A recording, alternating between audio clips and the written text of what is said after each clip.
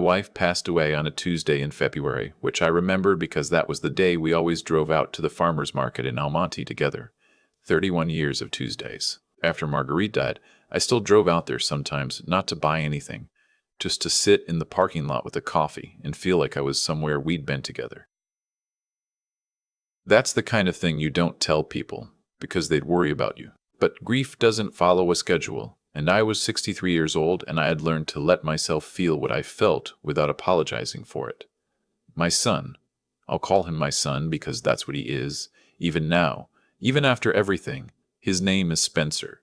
He was 29 when all this started. Good-looking kid, always was. Marguerite's eyes. He'd grown up watching me work long shifts as an electrician for the city of Ottawa, watching his mother stretch a grocery budget across 3 people, while still managing to make every birthday feel like an occasion. We weren't poor, but we were careful. And we taught Spencer to be careful too, or we thought we did. After Marguerite got sick, the cancer moved fast, faster than anyone expected. Spencer was 26. He stepped up then. Drove her to appointments when I couldn't get off a job site. Sat with her at the Queensway Carlton during the long afternoons of treatment. I was proud of him in a way I couldn't even articulate. I thought, whatever else happens, I raised a good man. I thought that. He met Brianna about 8 months after the funeral. She was from Oakville, which, if you don't know Ontario, just means her family had a certain idea of themselves. Her father ran a commercial real estate firm, and her mother did something with interior design that seemed to generate a lot of income and a lot of opinions. They were the kind of people who ask, "Where are you, Summer?" as a verb. I'm from Renfrew County. We don't summer anywhere.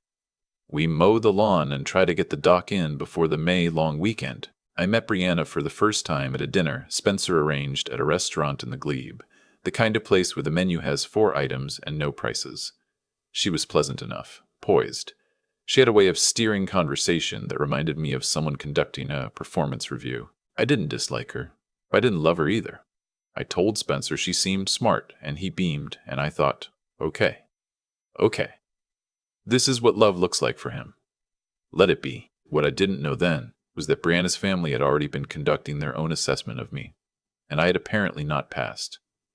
Spencer came to my house in Barrhaven on a Saturday morning in March. He sat at my kitchen table, the same table where he'd done his homework for 12 years, where Marguerite had taught him to play cribbage, and he told me that Brianna's parents felt the wedding venue should reflect both families equally, and that the venue they had chosen was the Chateau Laurier. I put down my coffee. The Chateau Laurier, for anyone who doesn't know, is a castle. Literally. A limestone castle built in 1912 overlooking the Radeau Canal in downtown Ottawa. It is one of the most expensive wedding venues in the country. I'd driven past it 1,000 times and never once imagined my family inside it. Spencer said the total cost of the wedding and honeymoon, they were planning 2 weeks in Portugal and the Azores, was coming in at approximately $160,000. He said Brianna's parents were prepared to contribute $40,000. He said he and Brianna had saved $18,000 between them. He slid a piece of paper across the table. The remaining balance was $102,000. With my name at the bottom of the column, I sat there for a long moment. I looked at the number. I looked at my son. He was not quite meeting my eyes. I asked him if this was a request or an invoice. He said, and I want to be precise here because I've thought about these words many times since. He said, "Dad, you've been sitting on Mom's life insurance and the house has equity. You're not exactly struggling." Marguerite's life insurance was $220,000. It had taken me 2.5 years to stop feeling like touching it was a betrayal of her. I had finally, slowly, started to think about using some of it to redo the roof, and maybe help Spencer with a down payment one day. That was what I had imagined, a down payment. A start, not a Chateau Laurier ballroom and 2 weeks in the Azores. I told Spencer I needed time to think about it. He nodded, relieved, as if that meant yes. He hugged me on the way out. I stood at the door and watched him back out of the driveway, and I had a feeling I didn't have a name for yet. I found out about the guest list 2 weeks later. A mutual family friend, a woman who had known Marguerite since before Spencer was born, called me to say she was so excited to be coming to the wedding. And wasn't the Chateau Laurier just stunning? And she said offhandedly, "It'll be wonderful to see you all dressed up. I haven't seen you in a suit since Marguerite's funeral." I went very still on the phone. After I hung up, I called Spencer. He didn't answer. I called again. He picked up the second time, and I could hear traffic. He was in his car, and I asked him directly, "Am I on the guest list?" There was a pause that told me everything. He said Brianna's family had concerns about the dynamic. He said her parents felt my presence might make certain of their guests uncomfortable, that I might not fit the atmosphere they were going for. He said it in the way people say things when they're repeating words someone else gave them, careful and rehearsed. He said they thought it might be better if I watched a live stream. They were going to set up a live stream.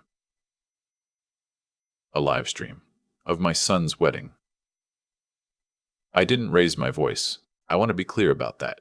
I was 63 years old, and I had buried my wife, and I had kept this family going on my own for 3 years, and I was not going to raise my voice at my son in a car somewhere on the 416.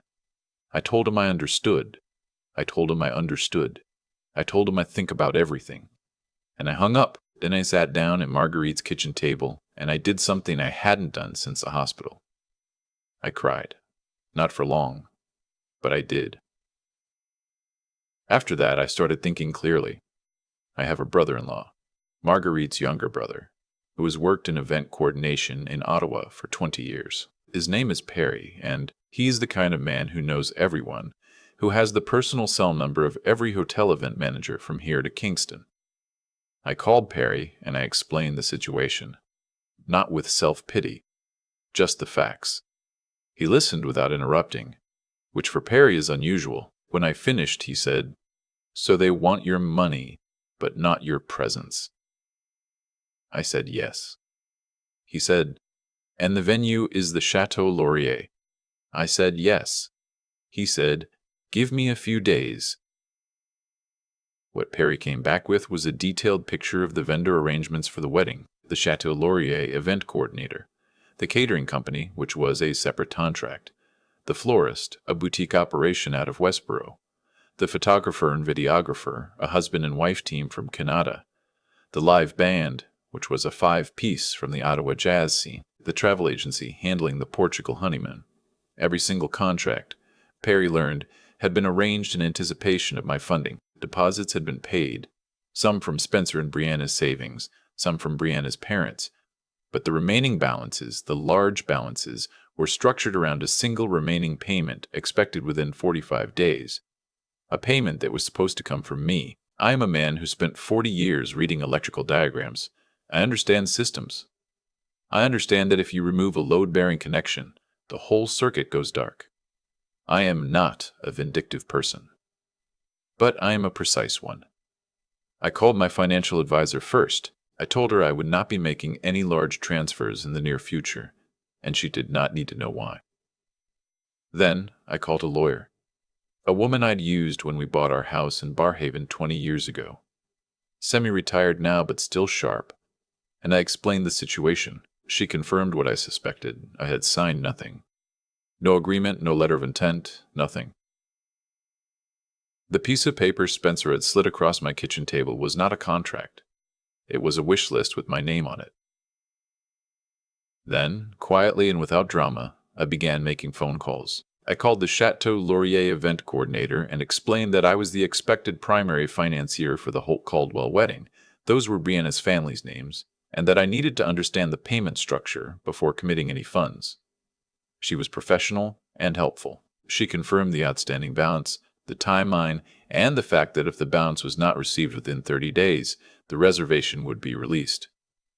I thanked her warmly and told her I was still reviewing my options. I called the florist in Westboro. Same conversation, different flowers. I called the photographer in Canada. He was a friendly man, and we had a genuinely nice conversation about how he'd gotten into wedding photography after years doing editorial work. I wished him well. I did not cancel anything. I did not threaten anyone. I did not call Spencer. I simply gathered information and let time do what time does. On a Thursday evening, about 3 weeks after my conversation with Perry, my phone rang. It was Brianna's father. I'll call him what he was, the kind of man who has never doubted that the world would accommodate his preferences. He introduced himself using his full name and his company name in the same breath, which told me everything about his character I needed to know. He asked if we could have a candid conversation about the wedding finances. I said, certainly. He told me that several of the vendors had been in touch about outstanding balances, and that Spencer had informed him I was still considering my options. He said he hoped we could reach an alignment. He used the word alignment. He said the families needed to approach this as a partnership. I said I agreed that families should approach things as a partnership, and that I had a few questions about the partnership I was being invited to join. I asked why the partnership apparently required my money but not my presence on the day itself. I asked who had decided that I was not suited to the atmosphere of my own son's wedding. I asked these questions politely and at a normal volume, the way you ask questions when you already know the answers and you just want the other person to hear themselves. There was a long silence. He said that was a matter between Spencer and Brianna. I said I understood. I also said that my financial decisions were a matter between myself and my financial advisor, and that I wished him a good evening. He called back 40 minutes later. His tone had changed. He was still polished, but the certainty was gone. He said he was sure we could work something out regarding my attendance. I said it was kind of him to say so, but that I had been doing a lot of reflection, and I wasn't sure the Chateau Laurier was the right setting for me either. I said I didn't want to make anyone uncomfortable. I said this without sarcasm, which was the hardest part. Spencer called me the next morning. He was not calm.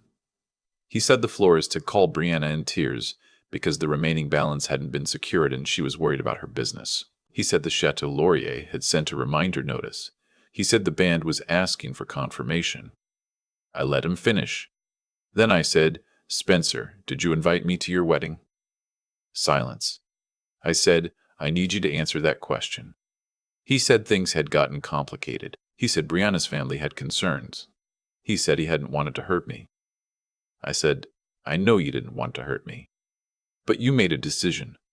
You decided that I was an acceptable source of money, but not an acceptable guest. I need you to understand that those two things are connected for me.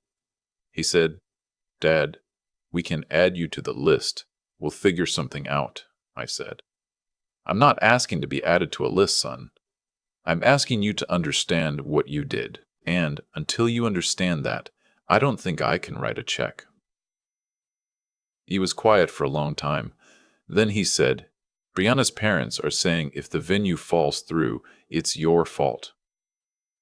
And I said, is it?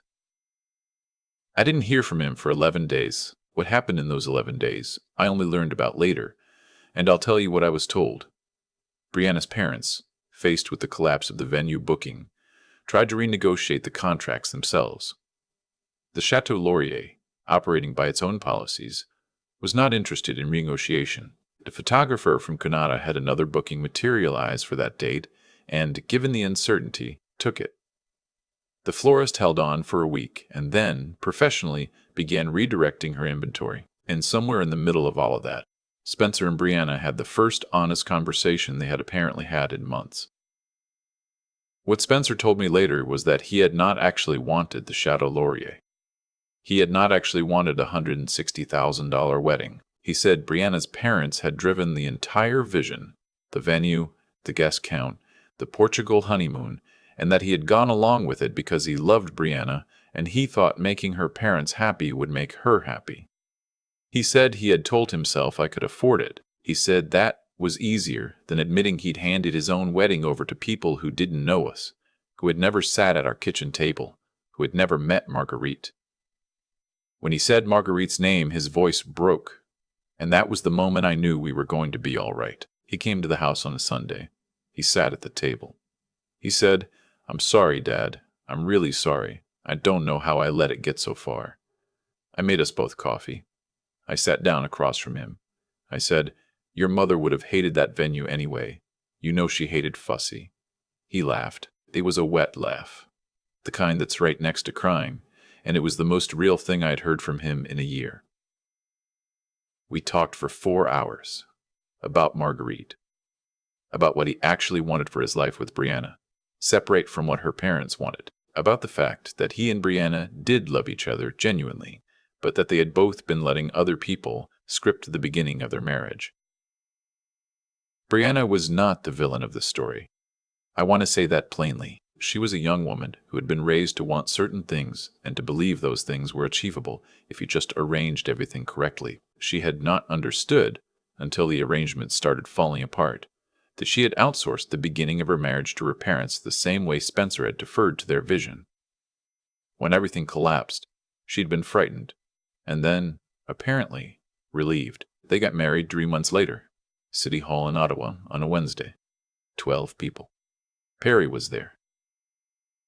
Brianna's parents were not, by their own choice, which I think was the right choice for everyone. Afterward, we had lunch at a restaurant in the market where they let you bring your own wine, and someone gave a toast that made everyone laugh. And I sat across from my son and my daughter-in-law, and I thought, this is what it was supposed to look like. The honeymoon was a long weekend at a cottage near Calabugie. They rented for $400 a night. They said it was perfect. I kept Marguerite's life insurance in the account. Eventually, when they were ready, when it was their choice, I helped them with a down payment on a small house in Stittsville. That felt right. That felt like something she would have approved of. I'm 64 now. I drive out to the Almonte Farmers Market on Tuesdays sometimes. Occasionally Spencer comes with me, and we walk around and drink bad coffee from paper cups and don't say much. We don't need to. What I learned, not as a lesson, not as a moral, just as a thing I know now that I didn't before, is that money is a language. When you give it, you say something. When you withhold it, you say something too. I didn't withhold mine as punishment. I withheld it because I needed my son to hear what he had said without realizing it, to understand what he had traded away before he could understand what he had traded away before he could understand what he wanted to keep. He heard me. That's the part that mattered. Sometimes the most important thing you can give the people you love is the chance to choose you back. I've had a lot of time to sit with what happened, and I think the thing that took me longest to make peace with wasn't the bill, wasn't being left off the guest list, wasn't even the word live stream. It was the question of how we got there, how a kid I raised at that kitchen table in Barhaven, a kid who sat beside his mother through chemotherapy appointments and held her hand in a hospital corridor, somehow arrived at a place where he could slide a piece of paper across that same table and not quite meet my eyes. That's the part I had to understand before I could let anything else go. What I came to believe is that it didn't happen all at once. It never does. Spencer didn't wake up one morning and decide his father was an ATM with a dress code problem. It happened in small steps, each one feeling reasonable at the time. He loved someone. He wanted to make her happy. Her parents had a vision. The vision had a price, and somewhere in that chain of small accommodations, he stopped asking himself what he actually wanted and started trying to manage everyone else's expectations. I know that feeling. I spent years of my own life doing a version of it. The difference is that I eventually had to reckon with it. Spencer just got there faster and harder than I would have wished for him. What I did, not picking up the phone, not signing anything, letting the Chateau Laurier send its reminder notices into silence, that wasn't revenge. I want to be clear about that, at least to myself. It was the only way I knew to make the situation legible. When you keep writing checks, you keep the fiction alive. You let everyone pretend the arrangements are fine, that the relationships underneath them are fine, that a father watching his son's wedding on a laptop in Barhaven is a reasonable thing that reasonable people agreed to. I wasn't willing to fund that fiction. Not with Marguerite's money, not with anything. There's something I believe about the way choices accumulate. Not in a mystical sense, just practically. The things you do without thinking, the agreements you make to avoid discomfort, the hard conversations you defer. They compound. Spencer deferred too many, and, at some point, The deferred conversations became a Chateau Laurier booking and a $102,000 gap, and a father sitting alone at a kitchen table trying to figure out what his family had become. The reckoning came. It always comes, not as punishment. I don't think that's how it works, but because reality doesn't actually bend around what we want it to be. The vendors needed payment. The venue had policies. The gap was real. And when the gap became undeniable, Spencer finally had the conversation he should have had 8 months earlier with Brianna about what they actually wanted versus what they've been performing for her parents. That conversation was the thing I couldn't give him directly. I could have written the check and preserved the peace, and Spencer would have stood in a Chateau Laurier ballroom in a suit that didn't feel like his, and I would have watched it on a laptop, and nothing real would have been resolved. Instead, 12 people sat in a city hall in Ottawa on a Wednesday. And then we had lunch in the market with someone's terrible toast, and it was real. It was entirely, uncomplicatedly real. I'm 64. I drive to Almonte on Tuesdays.